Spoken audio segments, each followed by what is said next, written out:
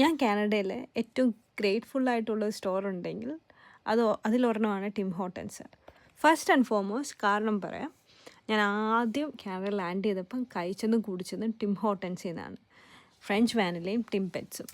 പിന്നീട് അങ്ങോട്ട് French vanilla എനിക്ക് ഭയങ്കര മധുരമായി തോന്നി. പിന്നെ കോഫി മാത്രമാണ് മേടിക്കാനുള്ള, അല്ലെങ്കിൽ വിശേഷ ദിവസങ്ങളിൽ വേറെ സംഭവങ്ങളൊക്കെ മേടിക്കും, ഐസ് ക്യാപ്പ്, ലാറ്റെ. പക്ഷേ എനിക്ക് കോഫി മസ്റ്റാണ്. ഫസ്റ്റ് ആൻഡ് ഫോർമോസ്റ്റ് ടിം ഹോട്ടൻസിനെ കുറിച്ച് പറയേണ്ട വേറൊരു കാര്യമുണ്ട്. Every 4 hours or so, I am not sure, അവർ ബ്രൂ ചെയ്തുകൊണ്ടേയിരിക്കും കോഫി. ഫ്രഷ്ലി ബ്രൂഡാണ്.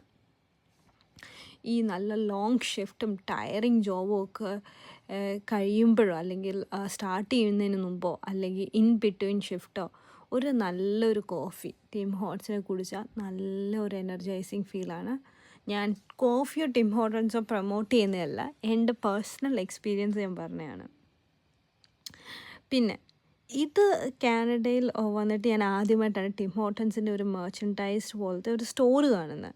ഇതിൻ്റെ അകത്ത് ബുക്സും പെന്നും സ്മോൾ ടിം ഹോട്ടൻസിൻ്റെ ഒരുമാതിരി ഒറിജിനൽ ടിം പെറ്റ്സ് പോലത്തെ ഉള്ള സംഭവങ്ങളും, അത് ഒറിജിനലല്ല, ഒരുമാതിരി ടോയ് പോലത്തെ, അതിന് കറക്റ്റ് എന്താ പറയുന്നതെന്ന് അറിയത്തില്ല, ഡ്രസ്സും ഷൂവും ഗ്ലാസും എല്ലാം ടിം ഹോട്ടൻസിൻ്റെ സ്റ്റോർ പോലത്തെ ഇങ്ങനത്തെ ഞാൻ ആദ്യമായിട്ടാണ് കേട്ടോ കാണുന്നത്.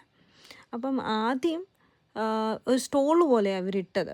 ഫുൾ ക്യൂ എന്ന് വെച്ചാൽ എത്രയോ, ഒരു 10-40 പേര് ക്യൂ നിന്നിട്ടാണ് സാധനം ആ സ്റ്റോറിൽ നിന്ന് മേടിച്ചുകൊണ്ടിരുന്നത്. അത് പിന്നീട് നെക്സ്റ്റ് വീക്ക് വന്നപ്പോൾ ഒരു സ്റ്റോർ ആക്കിയതാണ് ഇത്. എനിവേയ്സ് എനിക്ക് ഇഷ്ടപ്പെട്ടു ഈ സ്റ്റോറ്.